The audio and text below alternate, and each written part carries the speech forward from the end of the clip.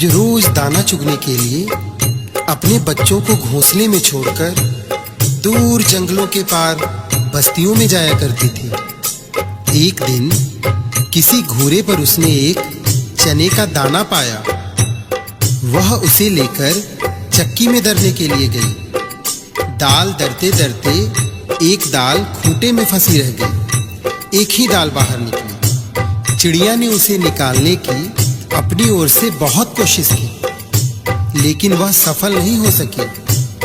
चिड़िया बढ़ई के पास गई और उससे खूंटे में फंसी दाल बाहर निकालने को कहा।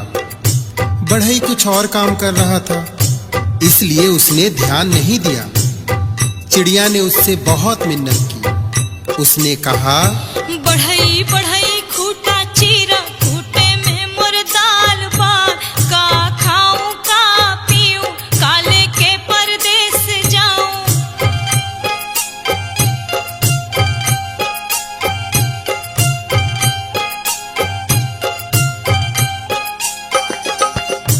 बढ़ई ने उसकी एक न सुनी और उसे दुत्कार कर भगा दिया। फिर वह राजा के पास गई।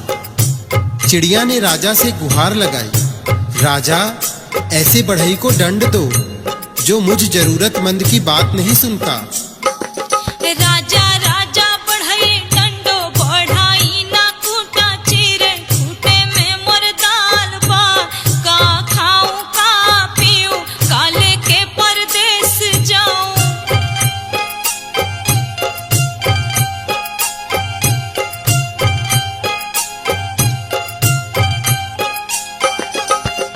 राजा के पास कहाँ इतनी फुर्सत थी कि नन्ही चिड़िया की बात सब काम छोड़कर सुनता। जब उसने भी विनती पर कोई ध्यान नहीं दिया तो वह रानी के पास गई और रानी से बोली, हे रानी, तुम अन्यायी राजा का साथ छोड़ दो। रानी रानी राज बुझावा, राजा ना बढ़ई डंडे, बढ़ई ना खूंटा चीरे, खूंटे में मोर दाल बार, का खाऊं का पीऊं, काले के परदेस जाऊं।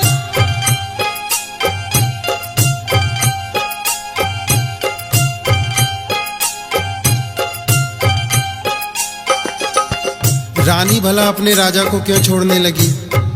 रानी ने रोती बिलखती चिड़िया की एक न सुनी और उसकी बात मानने से इनकार कर दिया। फिर गौरैया उड़ी सांप के बिल के पास जाकर रोने लगी। बिल से निकले सांप से अपनी विनती दोहराई।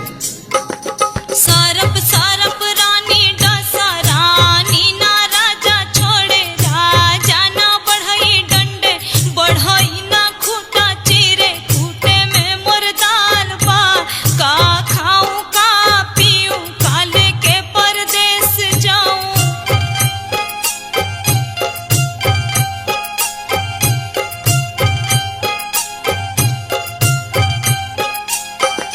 उसने अपनी राम कहानी सुनाकर विषैले सांप से कहा कि तुम जाकर उस रानी को डसो जो गरीब की गुहार नहीं सुनती, जो रानी सब कुछ जानकर भी हमें राजा से न्याय नहीं दिला सकी और न ही राजा को छोड़ सकी। तुम जाकर उसे क्यों नहीं डस लेते? सांप ने भी इसमें अपनी असमर्थता जताई। तब भागी भागी गौरैया जंगल में जा पहुंची और उसने बांस से विनती की कि तुम लाठी बनकर उस सांप को मारो।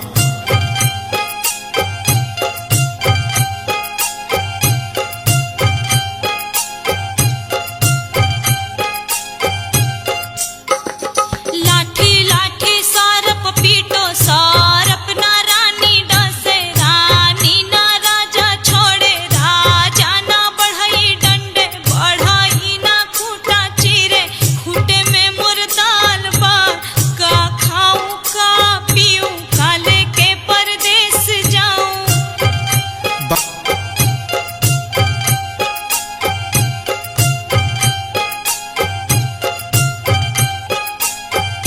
बांस की लाठी भी भला उस नन्ही गौरैया के लिए उस सांप से क्यों बैर मोल लेती?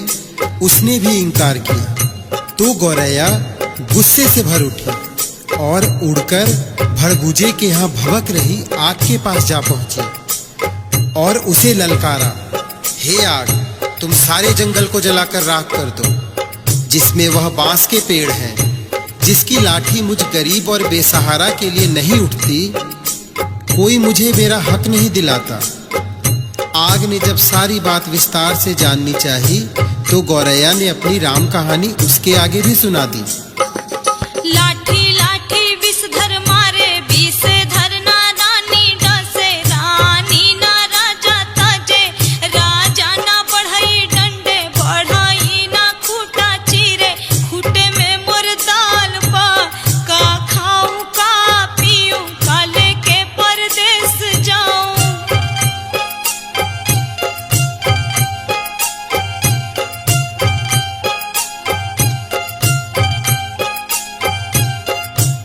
फिर आग ने इतनी छोटी सी बात के लिए जब गौरैया की बात मानकर पूरे जंगल को जलाना ठीक नहीं समझा और जंगल को जलाने से इनकार कर दिया, तो गौरैया बहुत दुखी हुई, लेकिन निराश नहीं। वह सागर के पास पहुंची और उसे अपनी पूरी बात सुनाकर आरजू की। सागर सागर आग बुझावा, आग ना जंगल जारे, जंगल ना लाठी पटवे, लाठी ना विषधर मारे, विषधर ना रानी डसे, रानी ना राजा तजे, राजा ना बढ़ई डंडे, बढ़ई ना खूटा चीरे, खूटे में मोर दाल पा, का खाऊं का पीऊं, का लेके परदेस जाऊं।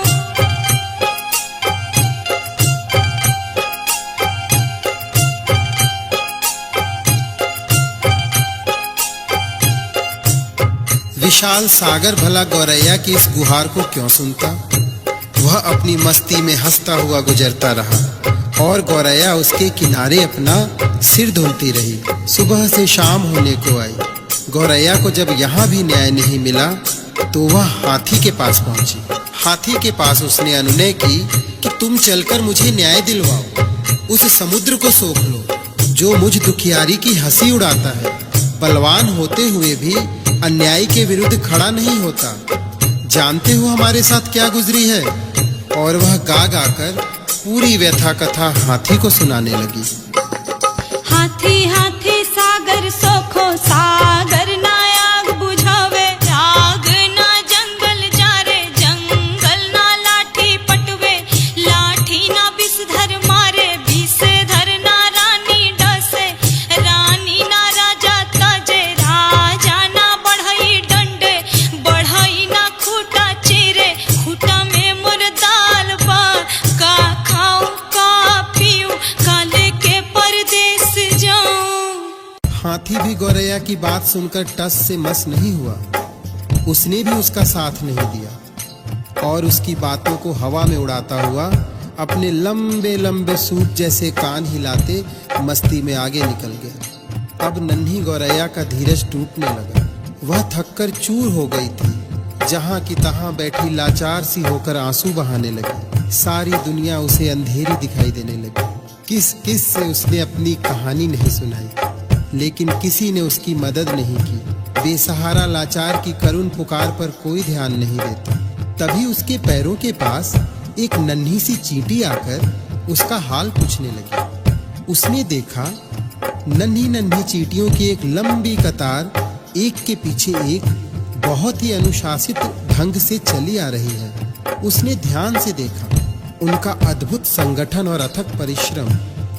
वे बड़ी फुर्ती, तत्परता और सुनियोजित ढंग से अपना काम मिलजुल कर किए जा रही थी।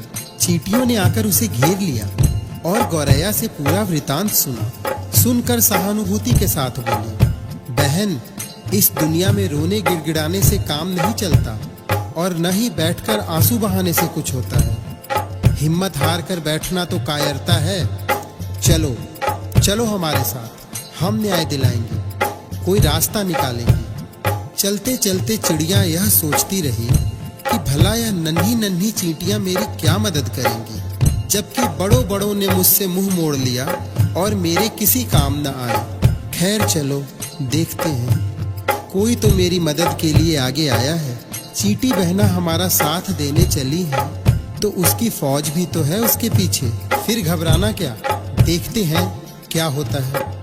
गौरैया सोचती चली जा रही थी।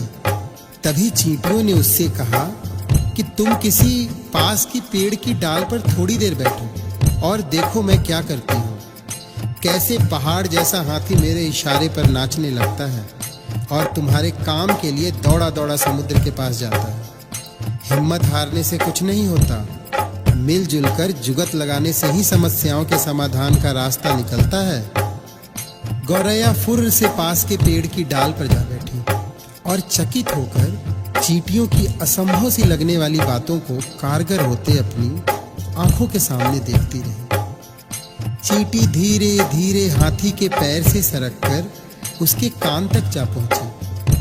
हाथी अपने सूप जैसे कान हिलाता, सूंड से अपने माथे पर फूंक मारता ही रह गया और चींटी उसके कान में घुसकर उसे तंग करने लगी और उसे समझाने लगी। बड़े बड़े बलवान यदि अपने बल अहंकार में चूर होकर दीनहीन छोटों की सहायता न करें तो उन्हें भी भान होना चाहिए कि काम पड़ने पर छोटे भी यदि अपनी आन बान के लिए अड़ जाएं तो बड़ों बड़ों के लिए संकट पैदा कर सकते हैं। अभी तो मैं अकेले आई हूँ, किंतु मेरे पीछे असंख्य चींटियों की लंबी कतार चली आ रही है। कहीं सबने एक साथ चढ़ाई कर दी तो लेने के देने पड़ जाएंगे। अपने प्राण संकट में क्यों डालते हो? मेरी नेक सलाह यही है कि तुम सीधी तरह चलकर गौरैया का काम करो, नहीं तो आगे समझ लो मरता क्या न करता। हाथी झुंझलाहट और घबराहट में चींटी की बात मानने को लाचार हो गया। वह यह कहते हुए गौरैया के काम के लिए सागर को सौंपने को तैयार हो गया। मोहे काटो तो मत कोई, हम सागर सुख बिलोई। चींटी ने हाथी का पिंड छोड़ दिया और गौरैया उसे धन्यवाद देते हुए हाथी के पीछे पीछे उड़ती वापस सागर की ओर लौटी। हाथी जैसे ही सागर के पास उसे सोखने के इरादे से पहुंचा, सागर हाथ जोड़कर बोला, मोहे सोखो मत कोई, हम आग बुझाई भलोई। सागर जब अपनी तटों की सीमा छोड़कर आग बुझाने के लिए उमड़ा, आग ने थरथर कांपते हुए गौरैया का काम करने का वचन दिया और कहा, मोहे बुझाओ मत कोई, हम जंगल जा बिलोई। आग जंगल को जलाने के लिए बढ़ी, गौरैया भी साथ चली आ रही है। यह जानकर जंगल ने भी वादा किया, मैं लाठी को सांप मारने के लिए तुरंत भेजता हूँ, लेकिन मुझे जलाकर राख मत करो। मोहे जारो मत कोई, हम सापवा मारब लोई। सांप की क्या मजाल जो जंगल की बंसवारियों में अनगिनत लाठियों की मार से भयभीत न हो। उसने भी बिल से बाहर आकर गौरैया को भरोसा दिया। मोहे मारो मत कोई, हम रानी सब लोई। रानी ने जब सांप को महल में आते देखा और उसके साथ गौरैया को आते देखा तो वह पूरी बात का अनुमान कर पसीने पसीने हो गई। उसने हाथ जोड़कर विनती की, मोहे डसो मत कोई, हम राजा जब लोई। रानी के उस वचन के बाद भला राजा क्यों अपने हठ पर टिकता? उसे तो गौरैया के धीरज, अथक परिश्रम और सूझबूझ का समाचार मिल चुका था। उसने अपनी लापरवाही और अन्याय के लिए क्षमा मांगते हुए फौरन बढ़ई को बुलाने का वचन दिया और कहा, मोहे तजो